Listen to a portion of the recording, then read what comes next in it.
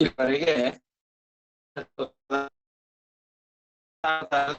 ನಿರೂಪಣೆಯ ಪರ್ಯಂತವಾದ ಭಾಗಗಳನ್ನ ನಾವು ನೋಡಿದ್ದೇವೆ.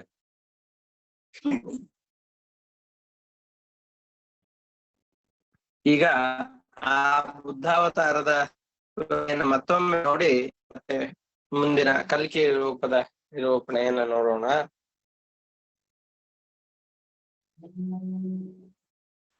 ದಿತಿ ಸೂತ ವಿಮೋಹನ ವಿಮಲ ವಿಬೋಧನ ಪರಗುಣ ಬುದ್ಧ ಹೇ ಭವ ಮಮ ಶರಣಂ ಶುಭತಮ ಕಥಾಶಯ ಪರಮ ಸದೋದಿತ ಜಗದೇಕ ಕಾರಣ ರಾಮ ರಮಾರಮಣ. ದಿತಿಸುತ ವಿಮೋಹನ. ದಿತಿಸುತರು ಅಂತಂದ್ರೆ ದೈತ್ಯರು. ಈ ದೈತ್ಯರನ್ನ ಅವರಿಗೆ ಯೋಗ್ಯವಲ್ಲದೇ ಇರುವಂತಹ ಮಾರ್ಗದಲ್ಲಿ ಪ್ರವೃತ್ತರಾಗ್ತಾ ಇದ್ದಾರೆ. ಅಂತಹ ದೈತ್ಯರ ಸಮೂಹವನ್ನ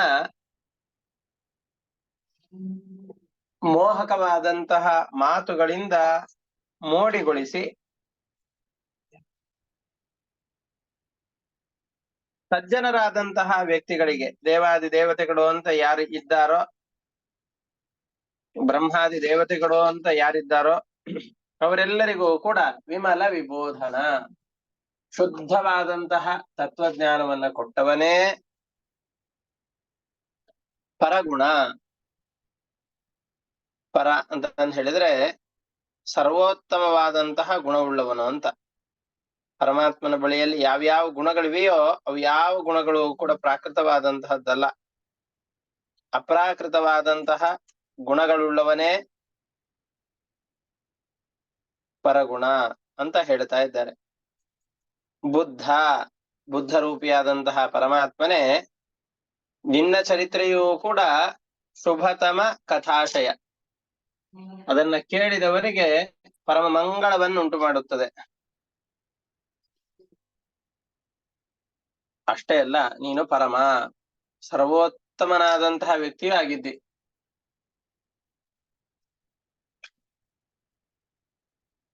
ಸದೋದಿತ, ಸದಾಗಮಗಳಿಂದ ಪ್ರತಿಪಾದ್ಯನಾಗಿದ್ದಿ. ಇಡೀ ಜಗತ್ತಿಗೆ ಮೂಲ ಕಾರಣನೂ ಆಗಿದ್ದಿ. ಇಂತಹ ಪರಮಾತ್ಮನೇ ನಿನಗೆ ನಮಸ್ಕಾರ. ನೀನು ನಮಗೆ ರಕ್ಷಕನಾಗಿರು. ಭವ ಮಮ ಶರಣಂ, ನನಗೆ ರಕ್ಷಕನಾಗಿರು ಅಂತ ಈ ಶ್ಲೋಕದಲ್ಲಿ ಹೇಳ್ತಾ ಇದ್ದಾರೆ.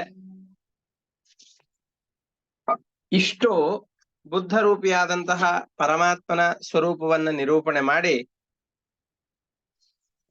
ನಂತರದಲ್ಲಿ ಕಲ್ಕಿ ರೂಪದ ನಿರೂಪಣೆಯನ್ನ ಮಾಡ್ತಾ ಇದ್ದಾರೆ.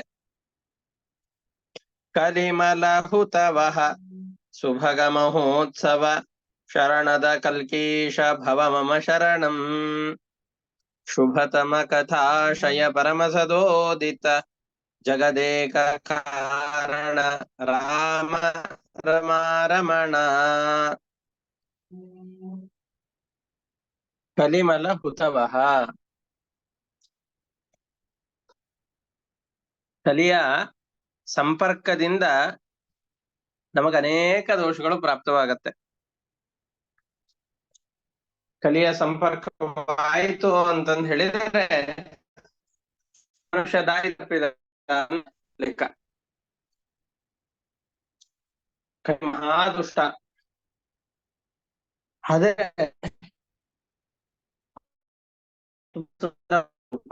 ಆಚಾರ್ಯ ಬ್ರೇಕ್ ಆಗ್ತಾನೆ ಇದೆ. ಹೌದಾ? ಈ ಸ್ಟಾರ್ಟ್ ಮಾಡ್ದಾನಿಂದ ಈಗ ಈಗ ಈಗ ಈಗ ಪರವಾಗಿಲ್ಲ. ದುಷ್ಟರಾದಂತಹ ವ್ಯಕ್ತಿಗಳು ಅಂತ ಯಾರು ಇರ್ತಾರೋ ಅವರು ಮೋಸ ಮಾಡ್ಲಿಕ್ಕೆ ಅಂತ ಬಂದಂತವ್ರು ವಿಕಾರವಾದ ರೂಪವನ್ನ ತಾಳಿರೋದಿಲ್ಲ.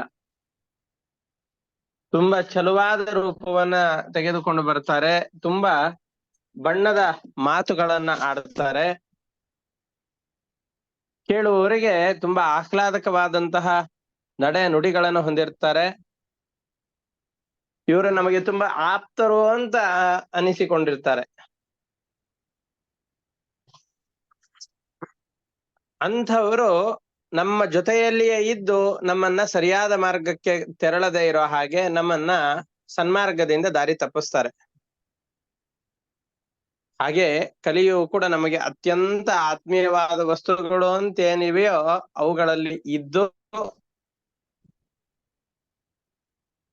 ನಮ್ಮನ್ನ ದಿಕ್ಕು ತಪ್ಪಿಸ್ತಾ ಇರ್ತಾನೆ. ಅಂತಹ ಯಾವ ಕಲಿ ಇದ್ದಾನೋ ಆ ಕಲಿಯ ಮಲ ಅಂತಂದು ಹೇಳಿದ್ರೆ ದೋಷಗಳು.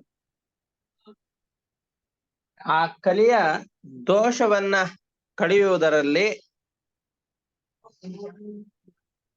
ಹುತವಹ ಬೆಂಕಿ ಅಂತ ಇರೋನು. ಯಾವ್ದಾದ್ರು ದೊಡ್ಡ ಪಾಪಗಳಿವೆ ಅಂತಂದು ಹೇಳಿದರೆ ಆ ಪಾಪಗಳನ್ನ ಕಳೆದು ನಮ್ಮನ್ನ ಸಂರಕ್ಷಣೆ ಮಾಡುವುದರಲ್ಲಿ ನೀನು ಹುತವಹ ಅಗ್ನಿಗೆ ಸಮಾನನಾಗಿದ್ದಿ.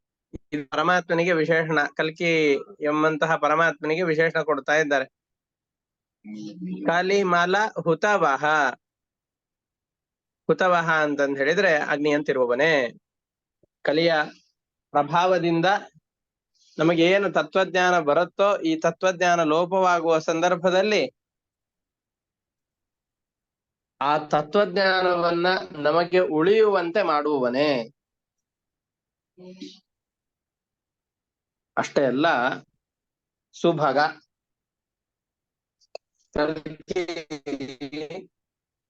ತಾನು ಕಲಿಯನ್ನ ನಿಗ್ರಹ ಮಾಡ್ಲಿಕ್ಕೋಸ್ಕರ ಅಂತ ಭೂಮಿಗೆ ಬಂದಿದ್ದಾನೆ. ಭೂಮಿಗೆ ಬಂದಂತಹ ಕಲ್ಕಿ ಎಂತಹ ರೂಪವನ್ನು ತೆಗೆದುಕೊಂಡು ಬಂದಿದ್ದಾನೆ? ಸುಭಗ, ಪರಮ ಸುಂದರವಾದಂತಹ ರೂಪವನ್ನ ಸ್ವೀಕಾರ ಮಾಡಿಕೊಂಡು ಭೂಮಿಗೆ ಇಳಿದು ಬಂದಿದ್ದಾನೆ ಆ ಪರಮಾತ್ಮ ಸುಭಗ. ಅಷ್ಟೇ ಅಲ್ಲ,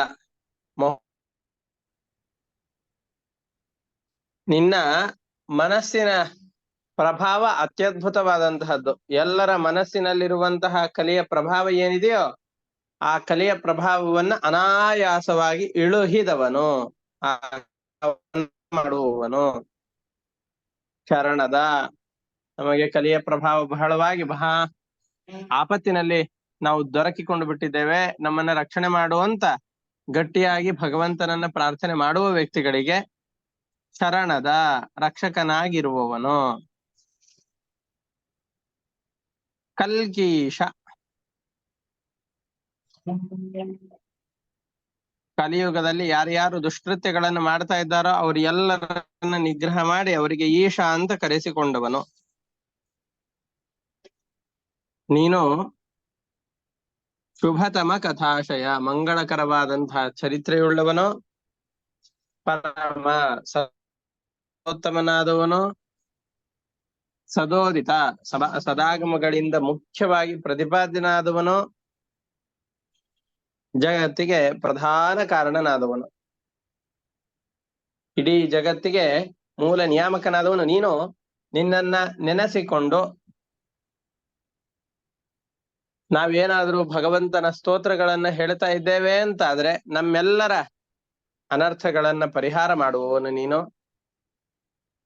ನನಗೆ ರಕ್ಷಕನಾಗಿರೋ ರಾಮ. ನಿನ್ನ ಕಥೆಯನ್ನ ನಿರಂತರವಾಗಿ ಶ್ರವಣ ಮಾಡುವವರಿಗೆ ರಾಮ ಸಂತೋಷವನ್ನುಂಟು ಮಾಡುವವನೇ. ರಮಾರಮಣ, ಲಕ್ಷ್ಮೀಪತಿಯಾದಂತಹ ಕಲ್ಕಿಯೇ ಮಮ ಶರಣಂ ಭವ. ಕಲಿಯ ಪ್ರಭಾವದಿಂದ ಉಂಟಾದಂತಹ ಮನೋವಿಕಾರಗಳೆಲ್ಲವನ್ನು ಕೂಡ ಪರಿಹಾರ ಮಾಡಿ ನನಗೆ ರಕ್ಷಣೆಯನ್ನು ಕೊಡು, ಈ ಕಲಿಯ ಪ್ರಭಾವವನ್ನ ದೂರ ಉಳಿಸು ಅಂತ ಹೇಳ್ತಾ ಇದ್ದಾರೆ. ಕಲಿಮಲ ಹುತವಹ. ಕಲಿಮಲ, ಕಲಿಯ ದೋಷಗಳನ್ನ ನಿವಾರಣೆ ಮಾಡೋದರಲ್ಲಿ ಹುತವಹ, ಬೆಂಕಿಯಂತಿರುವವನೇ. ಸುಭಗ, ಅತ್ಯಂತ ಸುಂದರವಾದ ಸ್ವರೂಪ ಉಳ್ಳವನೇ. ಮಹೋತ್ಸವ, ಜಗತ್ತನ್ನ ಸಂರಕ್ಷಣೆ ಮಾಡುವ ವಿಷಯದಲ್ಲಿ ವಿಶೇಷವಾದ ಆಸಕ್ತಿ ಉಳ್ಳವನೇ.